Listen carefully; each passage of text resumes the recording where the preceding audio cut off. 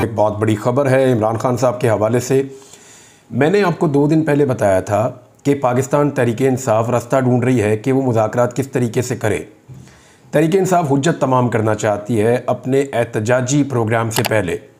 अभी जो शुनीद है कि जैसे ही गर्मियाँ ख़त्म होंगी पाकिस्तान तहरीक-ए-इंसाफ और दीगर सियासी जमातों का एक इत्तेहाद बन चुका होगा और फिर एक बड़ी एहतजाजी मुहिम शुरू हो जाएगी। हुकूमती वज़रा जो हैं वो झूठ बोल रहे हैं कि महंगाई कम हो गई है। वो ये कह रहे हैं कि अवामी मसाइल हल हो गए हैं, पाकिस्तान में बहुत ज़्यादा इन्वेस्टमेंट आ गई है, पाकिस्तान तरक्की कर रहा है। लेकिन जो आम आदमी के आदाद व शुमार हैं वो कुछ और बता रहे हैं।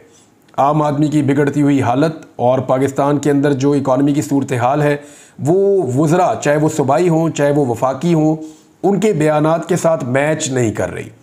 तो इमरान खान साहब के बारे में मैंने आपसे कहा था कि वो कोई रास्ता निकालेंगे और मुज़ाकरात के लिए हुज्जत तमाम करेंगे, क्योंकि सुप्रीम कोर्ट ऑफ पाकिस्तान ने भी उस दिन इस बात पे ज़ोर दिया था जब लास्ट टाइम इमरान खान साहब जजेस के सामने पेश हुए और उन्होंने जजेस के साथ बातचीत की।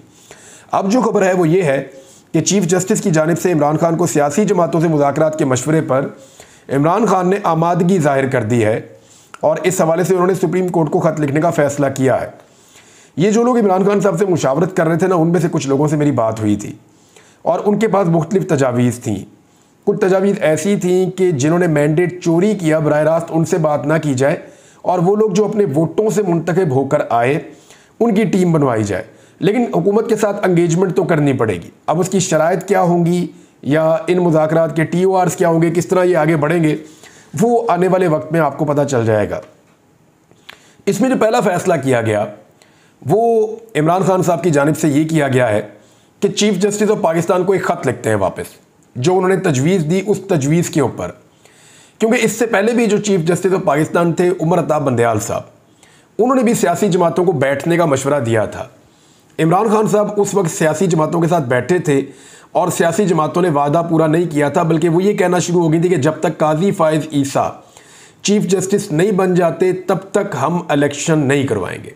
हम चाहते हैं कि नवाज शरीफ साहब वापस आएँ, फिर इलेक्शन हो और नवाज शरीफ साहब के वापस आने के लिए काजी फ़ाइज़ ईसा साहब का चीफ़ जस्टिस बनना ज़रूरी है। ये पाकिस्तान तहरीक-ए-इंसाफ के लोगों ने उस वक्त क्लेम किया था और सोर्सेज से ये खबरें बाहर आई थी। बहरहाल अब इमरान खान साहब ने कहा कि सुप्रीम कोर्ट को ख़त लिखा जाएगा और उन्होंने नोट करवा दी वो नुकात जो सुप्रीम कोर्ट को लिखे जाने वाले उस ख़त में शामिल होंगे। ये पाकिस्तान तहरीक-ए-इंसाफ के लोग नोट करके आ गए हैं। अब जो लीगल टीम है पाकिस्तान तहरीक-ए-इंसाफ की वो इस लेटर को तैयार कर रही है। इसमें यह बताया जाएगा कि वो ख़त मुल्क को दरपेश माशी मसाइल और सियासी अदम इस्तेहकाम ख़त्म करने के लिए लिख रहे हैं। उनका मौक़िफ़ है कि मुल्क को दरपेश संगीन माशी और सियासी अदम इस्तेहकाम ख़त्म करने के लिए वो हर संजीदा फ़रीक से बातचीत करने के लिए तैयार है। ज़राए के मुताबिक ख़त के निकात में उन्होंने लिखवाया है कि हर वो फ़रीक जो माशी और सियासी मसाइल हल करने की इस्तात रखता हो उससे बात की जा सकती है। इंतखाबी मैंडेट की वापसी, 9 मई जुडिशल कमीशन इंक्वायरी समेत दीगर सियासी केसेस में फेयर ट्रायल किया जाए। साथ में उन्होंने ये चीज़ें भी शामिल कर दी हैं। अब इस पर मैं आपको एक चीज़ और बता देता हूँ। इसमें यह है कि इमरान खान साहब के जो सियासी मुखालफिन हैं, चाहे वो मीडिया में हैं, जो लोग थोड़े दिन पहले तक बहुत सर पीट रहे थे, बहुत ज़्यादा छलांगे मार रहे थे, बहुत ज़्यादा रिक्वेस्ट कर रहे थे, रो रहे थे, टसवे बहा रहे थे कि इमरान खान मुज़ाकरात क्यों नहीं करते, उन सारों के वो ट्वीट्स और वो बयानात आप संभाल लीजिए। जो ये कह रहे थे कि इमरान खान को मुज़ाकरात करने पड़ेंगे, आगे बढ़ना पड़ेगा, बातचीत करनी पड़ेगी और बातचीत ही आगे बढ़ने का रास्ता है। तो बातचीत के लिए तो इमरान खान हमेशा से तैयार थे, वो डील करने के लिए तैयार नहीं है, उनका ये कहना है। अब आप देखेंगे कि वही सारे अकाउंट कहेंगे इमरान खान ने घुटने टेक दिए, वही सारे कहेंगे इमरान खान ने हार मान ली, लो जी इमरान खान ने जो है वो दिल छोड़ दिया, इस किस्म की बातें करेंगे। इमरान खान बातचीत के लिए पहले से तैयार थे, लेकिन सुप्रीम कोर्ट ऑफ पाकिस्तान की जानिब से क्योंकि ये पेशकश आई और उन्होंने ये कहा कि ये करना चाहिए, आइडिया वहाँ से आया, तो मेरे ख्याल में वो एक ज़िम्मेदार इदारा है, एक बड़ा इदारा है, तो इमरान खान साहब उसको बीच में रखते हुए कोई रास्ता निकालने की कोशिश करेंगे और इसके ऊपर उन्होंने अगर इतने दिन लिए हैं तो कोई ना कोई चीज़ तो प्लान ज़रूर की है। अब देखते हैं कि इसके अंदर आगे मामला किस तरफ जाते हैं। बहरहाल ये काम शुरू हो गया है, मैं इस पर आपको रिपोर्ट करता रहूँगा वक्तन फ़वक्तन। एक और जो बड़ी खबर है, और ये बहुत बड़ी खबर है, ये अली अमीन गंडापुर साहब की तरफ से है। उन्होंने वज़ीर-ए-आज़म पाकिस्तान को ख़त लिख दिया है। मैंने थोड़े दिन पहले खबर ब्रेक की थी और आपको बताया था कि खैबर पख्तूनख्वा के अंदर 177 में से 91 ऐसे मंसूबे हैं, यानी आधे से ज़्यादा बड़े मंसूबे जो खैबर पख्तूनख्वा में तरक्याती मंसूबे थे उनको वफाकी हुकूमत ने ख़त्म कर दिया है। और इस खात्मे के ऊपर जो खैबर पख्तूनख्वा की हुकूमत थी और जो वहाँ के शहरी हैं वो बहुत परेशान थे, क्योंकि ये जो प्रोजेक्ट थे ये सड़कों के थे और ये जो थे टनल्स के थे, तालीम के थे, एनर्जी के थे, सेहत के थे, आम आदमी के मेयार ज़िंदगी से मुताल्लिक या उनकी मईशत से मुताल्लिक ये सारे प्रोजेक्ट थे जिन्हें बंद कर दिया गया। अब जब इन्हें बंद किया गया है तो ये भी पता चला कि इनमें बहुत सारे मंसूबे ऐसे हैं जो चल रहे थे, ऑन गोइंग थे, जिनमें से कुछ के बारे में कहा जाता है कि वो 70% तक मुकम्मल हो चुके हैं और उन पे काम बंद कर दिया गया। जब दोबारा काम शुरू किया जाएगा तो इसकी कॉस्ट बहुत ज़्यादा बढ़ जाएगी और जो डेप्रिसिएशन है वो अलग से होगी। तो ऐसी सूरत हाल में अली अमीन गंडापुर ने ख़त लिख दिया वज़ीर आज़म को। उन्होंने कहा कि सालाना मनसूबाबंदी कमेटी के फैसलों से शदीद मायूसी हुई है। PSDP से 91 तरक्याती मनसूबे निकालने से हमारा सूबा मुतासर होगा। कौमी इक्तसादी कमेटी इजलास में फैसला हुआ था, ये उन्होंने याद दिलाया कि हमने फैसला किया था पहले, कि जारी मनसूबों को तरजीही बुनियादों पर मुकम्मल किया जाएगा। जारी मनसूबों को निकालना SIFC और कौमी इक्तसादी कौंसिल के फैसलों की खिलाफ वर्जी है। उन्होंने कहा कि वफाकी हुकूमत की जानिब से तरक्याती मनसूबों के खात्मे से सूबे की महरूमियों में इजाफा होगा और तमाम सूबों को तरक्याती प्रोग्राम में मुकर्ररा हिस्सा हुकूमत को देना होगा। अच्छा, ये हुज्जत तमाम कर रही है सूबाई हुकूमत, क्योंकि मेरे अंदाजे में अली अमीन गंडापुर साहब खैबर पख्तूनख्वा के तमाम मसाइल लाकर वफाकी हुकूमत के सामने रख रहे हैं और वसाइल मांग रहे हैं। वफाकी हुकूमत इस वक्त इस पोजीशन में नहीं है, जो इकॉनमी की उन्होंने हालत कर दी है कि खैबर पख्तूनख्वा को उसका शेयर दे सकें, और यहीं से खैबर पख्तूनख्वा की हुकूमत के पास एक जवाज़ फ्राहम हो जाएगा कि वो वफाकी हुकूमत के खिलाफ एक एहतजाजी मार्च करें या एहतजाज का सिलसिला शुरू करें। मामलात उस तरफ बढ़ रहे हैं, लेकिन स्लो बढ़ रहे हैं। ये डेवलपमेंट्स हम आपके सामने रखते रहेंगे। एक और बड़ी खबर है, शहबाज गिल साहब के हवाले से है। पहले मैं आपको खबर बता दूं कि उसमें क्या हुआ। शहबाज गिल साहब जो खुद भी बड़े ज़ेरे अताब रहे जब तक वो पाकिस्तान में मौजूद थे, और उन्होंने ट्वीट करके बताया कि मेरे नाकर्दा जराइम के बदले मेरे बड़े भाई गुलाम शब्बीर साहब को कल लाहौर से अगवा कर दिया गया। वैसे सियासत कोई जुर्म नहीं है, लेकिन आजकल क्योंकि बना दिया गया है तो बताता चलूँ कि मेरे भाई का सियासत से कोई दूर दूर तक लेना देना नहीं है। चंद दिन पहले एक बहुत ताकतवर शख्सियत ने मुझे फ़ोन पर धमकियाँ दी और इसके बाद मेरे भाई को अगवा किया गया। मुझे पता था और है कि सच बोलने के नताइज भुगतना पड़ेंगे, लेकिन मेरा अल्लाह पर ईमान है कि अल्लाह जो करेगा बेहतर करेगा। और साथ उन्होंने लिखा हस्बुनल्लाहु व निअमल वकील। तो ये जी शहबाज गिल साहब का ट्वीट है। थोड़े दिन पहले जो है वो अदर मुशवानी साहब के 2 भाई जो हैं वो भी अगवा हो गए। लाहौर से एक और शख्सियत है वो भी अगवा हो गई पाकिस्तान तहरीक इंसाफ की। तो ये एक हफ्ते के अंदर कुछ 4 लोग पाकिस्तान तहरीक इंसाफ के अगवा हुए हैं या उठाए गए हैं। अब मामला ये है कि पाकिस्तान तहरीक इंसाफ इसके ऊपर क्या कर रही है। आपको मैं याद दिलाता चलूँ, जब इमरान खान साहब ने चीफ जस्टिस ऑफ पाकिस्तान से बात की उन केसेस के बारे में जो पाकिस्तान तहरीक इंसाफ के सुप्रीम कोर्ट में लगे हुए हैं और पेंडिंग पड़े हुए हैं और सुप्रीम कोर्ट उनको नहीं सुन रही। अब पाकिस्तान तहरीक इंसाफ को पता है या नहीं पता, लेकिन इसका डाटा जो है वो रिकॉर्ड जब इकट्ठा किया कुछ सहाफ़ियों ने, तो उन्होंने मुझे बताया कि 16 मुकदमात हैं पाकिस्तान तहरीक इंसाफ के अब तक जो सुप्रीम कोर्ट ऑफ पाकिस्तान में मुबैना तौर पे पेंडिंग पड़े हुए हैं, जो नहीं सुने जा रहे।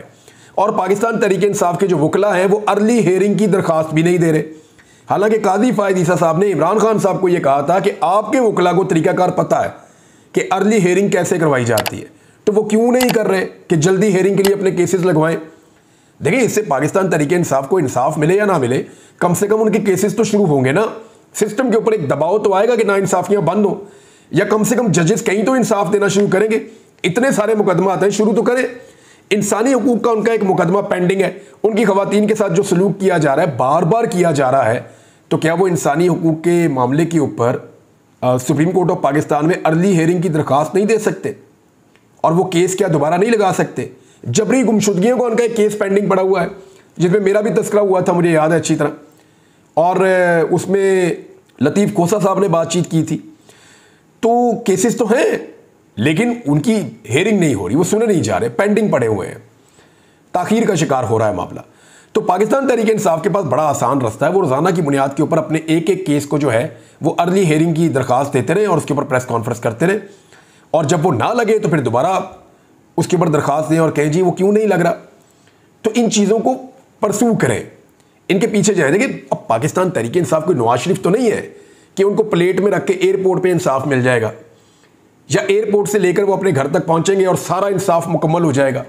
अब नवाज शरीफ तो नहीं है ना, पाकिस्तान तहरीक इंसाफ है। अब सबके लिए इंसाफ चलकर दरवाजे तक नहीं आता, आपको चलकर अदालत में जाना पड़ता है, आपको जाकर तको-दो करनी पड़ती है, आपको जाकर इंसाफ का दरवाज़ा खटखटाना पड़ता है, तो फिर आपको इंसाफ मिलता है। मुझे आप देख लें, मैं तकरीबन कोई 2 महीने से तमाम इदारों के दरवाजे खटखटा रहा हूँ, कोशिश करता चला जा रहा हूँ। मुझे पता है कि मेरे साथ क्या होना है, मुझे आइडिया है। यानी मुझे रात को FIA से सोर्स ने मुझे बताया कि आपको दोबारा गिरफ्तार भी किया जा सकता है और हमारे ऊपर बहुत दबाव है कि इमरान रियाज को दोबारा गिरफ्तार किया जाए। तो मैंने कहा फिर आपका मूड क्या है? तो उन्होंने कहा जी अभी हमारे पास कोई मुकदमा ही नहीं है आपको गिरफ्तार करने के लिए, हम तो यही पूछ रहे हैं कि जनाब किस मुकदमे में गिरफ्तार करें, उसने किया क्या है कुछ बताएं तो सही, ताकि गिरफ्तार किया जाए। बहरहाल वो FIA जो है, अब इसके बावजूद मैं दरवाजे खटखटा रहा हूँ। मैं कभी इस अदालत में जा रहा हूँ, कभी उस अदालत में जा रहा हूँ, कभी इंटीरियर मिनिस्ट्री में जा रहा हूँ, कभी अटॉर्नी जनरल से रब्ता कर रहा हूँ, हर तरफ कोशिश कर रहा हूँ, हर जज का दरवाज़ा खटखटा रहा हूँ, 5 दफ़ा टिकट ले चुका हूँ, लेकिन मैं हार नहीं मान रहा। मैं कोशिश कर रहा हूँ कि सिस्टम के साथ चिपका रहा हूँ। और कुछ नहीं होगा तो कम से कम भाई सबको पता तो चलेगा ना पाकिस्तान में क्या होता है। तो ये तो इतनी बड़ी पॉलिटिकल पार्टी है, मैं तो एक छोटा आम सा जर्नलिस्ट हूँ, बिल्कुल एक आम आदमी हूँ पाकिस्तान का। तो इतनी बड़ी पॉलिटिकल पार्टी है, इतने सारे वकला हैं। आपको याद होगा नून लीग वाले जब जाते थे अदालत में तो अपने साथ 50-50 वकील लेकर जाते थे और अर्ली हेयरिंग, और वो बार बार चीज़ों को हैमरिंग करते थे, बाहर आके प्रेस कॉन्फ्रेंस करते थे, बातें बताते थे। तो सिस्टम के अंदर एक रास्ता निकलता है, सिस्टम पे दबाव पड़ता है, और अदलिया जो है उसको भी ये वजह मिलती है कि वो जल्दी फैसले करे, या अदलिया को दबाव से निकलने में भी मदद मिलती है आपके इस किस्म की एक्टिविटी से।